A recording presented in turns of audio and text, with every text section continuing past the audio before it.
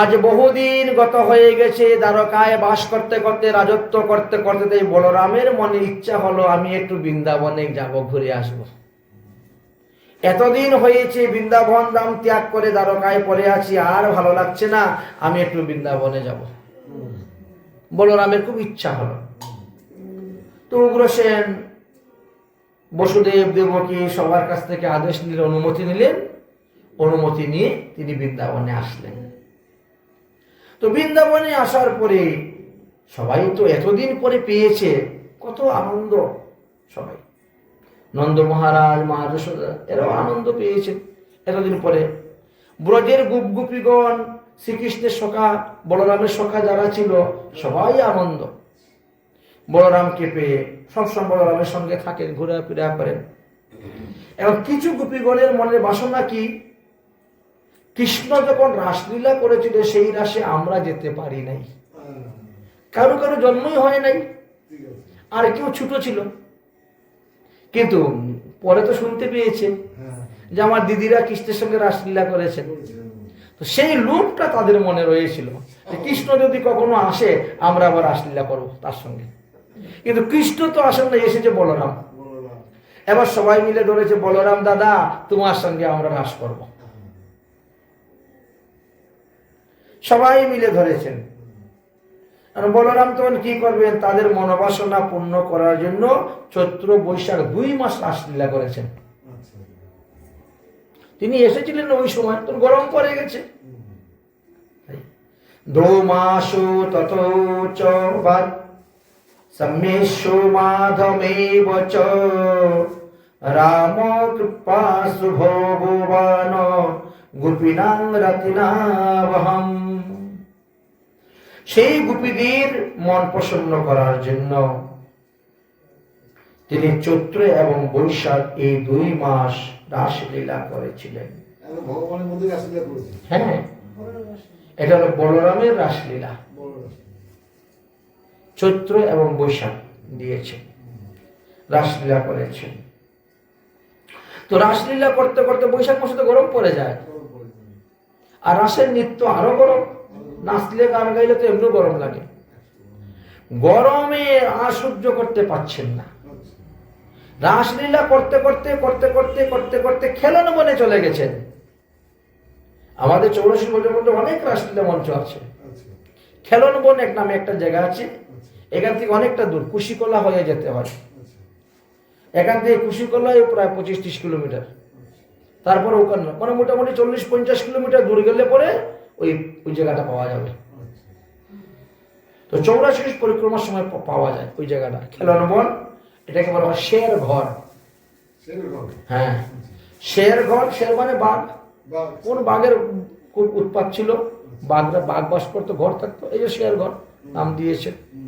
শের ঘরই খেলন বন। ভগবান শ্রীকৃষ্ণ ওখানে খেলা করতেন। ওখানে একটা কুণ্ড আছে, নাম কৃষ্ণ কুণ্ড এখনো। ওখানে স্নান করতেন, খেলা করতেন, কৃষ্ণ কুণ্ড। তো শের ঘরে ওখানে গিয়েছেন, আর গরম সহ্য হচ্ছে না। বলরাম তখন যমুনা দেবীকে আহ্বান করলেন, যমুনা তুমি তোমার জলধারা নিয়ে এই দিকে আসো, আমরা যেতে পারছি না, ক্লান্ত পরিশ্রান্ত।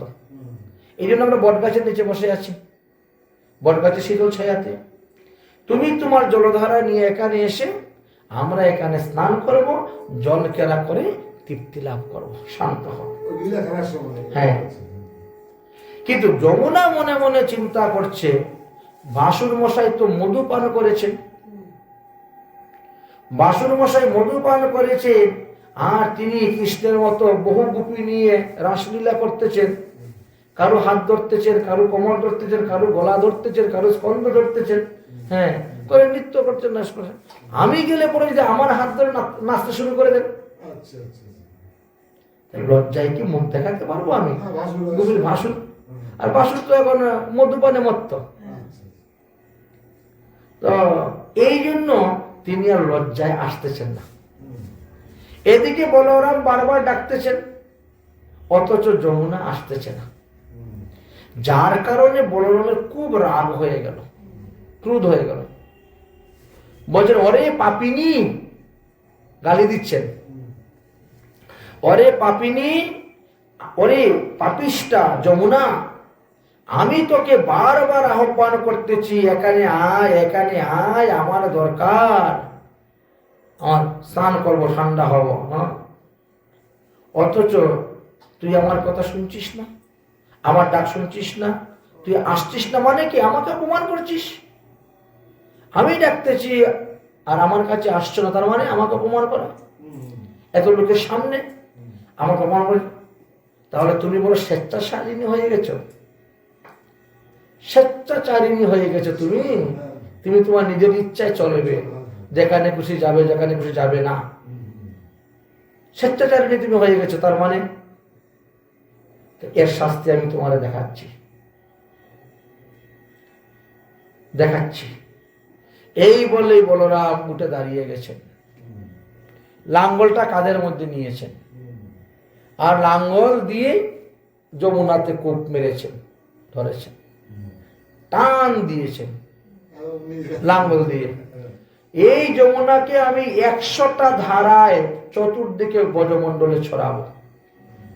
ব্রজমণ্ডলে যমুনার 100 ধারা হবে, যেদিকে যাবে সেদিকে যমুনা, যেদিকে যাবে সেদিকে যমুনা। এই বলে একবার মাত্র ধরেছেন, 99টা বাকি আছে, কিন্তু বলছেন যে 100টা ধারা আমি তোর থেকে বের করব, সারা ব্রজমণ্ডল যেদিকে যাবে সেদিকে লোক যমুনা পাবে, ধারা বের করবো। টান দিয়েছেন দেখুন, ত্রাহি ত্রাহি মা, ত্রাহি মা, রস্য মা বলে তিনি এসে উপস্থিত হয়েছেন। ক্ষমা চাইলেন চরণে পড়ে যমুনা, হ্যাঁ, কম্পিত কলেবরে ক্ষমা চাইলেন, অপরাধ প্রার্থনা করলেন, অনেক স্তুতি ভক্তি করলেন, তখন বলরাম ছেড়ে দিলেন। ওই যে টান দিয়েছিলেন, ওই টানের দাগ এখনো আছে, এখন ওদিকে যমুনা বয়, ওখানে যমুনা উল্টা বয়, ওখান থেকে যমুনা এসে আবার এখানে পড়ে যাচ্ছে, যমুনা ওইদিকে চলে যাচ্ছে, ওখান থেকে এরকম আসে যমুনা, আবার যমুনায় পড়ে যাচ্ছে। হ্যাঁ, তো যমুনা টান দিয়ে নিয়ে আছেন, হিন্দিতে কি বলে, খিচা। এই জন্য ওখানে গেলে পরে বলবেন আমরা খিচা দাওজি যাব। স্থানীয় লোকদেরকে বলতে হবে যে আমি খিচা দাওজি যাব। এবং বলরাম সেখানে যমুনাকে এনে স্নান করেছেন বলে তিনার নাম অনুসারে সেখানে রামঘাট নাম, রামঘাট।